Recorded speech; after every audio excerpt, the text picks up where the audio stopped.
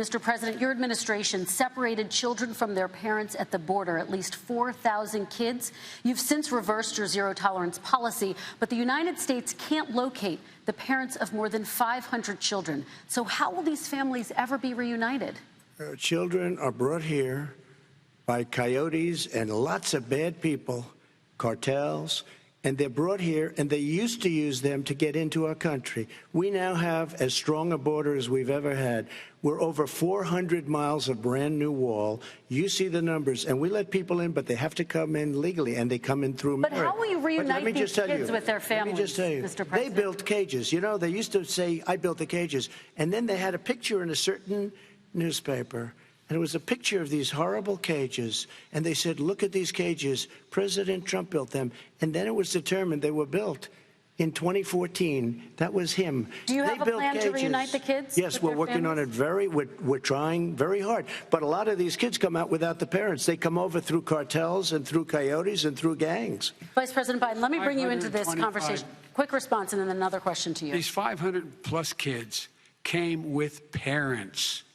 They separated them at the border to make it a disincentive to come to begin with. Real tough. We're really strong. And guess what? They cannot, it's not coyotes didn't bring them over. Their parents were with them. They got separated from their parents. And it makes us a laughing stock and violates every notion of who we are as a nation. Let me ask you a follow-up question. They did it. We changed the policy. Your response to that? They did it. We changed. Did not. They built the cages. Who built the cages, Joe? Let's talk about what we're talking about. Who built the cages, Joe? Let's talk about what we're talking about. What happened? Parents were ripped, their kids were ripped from their arms and separated. And now they cannot find over 500 sets of those parents, and those kids are alone. Nowhere to go. Nowhere to go. It's criminal. It's criminal. Let me ask Kristen, you about I will say this. They went down. We brought reporters, everything. They are so well taken care of. They're in facilities that were so clean. But some of them haven't been reunited with But just ask one question. Who built the cages? I'd love you to ask him that. Who built the cages? Let me ask about your immigration policy, Mr. Vice President. The Obama administration did fail to deliver immigration reform, which had been a key promise during the administration. It also presided over record deportations as well as family detentions at the border before changing course. So why should voters trust you with an immigration overhaul now? Because we made a mistake. It took too long to get it right. It took too long to get it right. I'll be president of the United States, not vice president of the United States. And the fact is, I've made it very clear. Within 100 days, I'm going to send to the United States Congress a pathway to citizenship for over 11 million undocumented people. And all of those so-called dreamers, those DACA kids, they're going to be immediately certified again to be able to stay in this country and put on a path to citizenship. The idea that they are being sent home by this guy, and they want to do that, is they've gone to a country they've never seen before.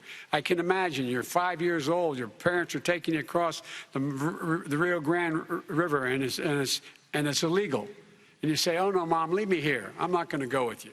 They've been here. Many of them are model citizens. Over 20,000 of them are first responders out there taking care of people during this crisis. We owe them. We owe them. Kristen, he had 8 years to do what he said he was going to do. And I've changed without having a specific.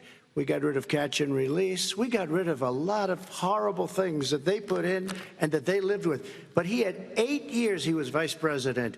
He did nothing except build cages to keep children in. Vice President Biden, your response. The catch and release, you know what he's talking about there?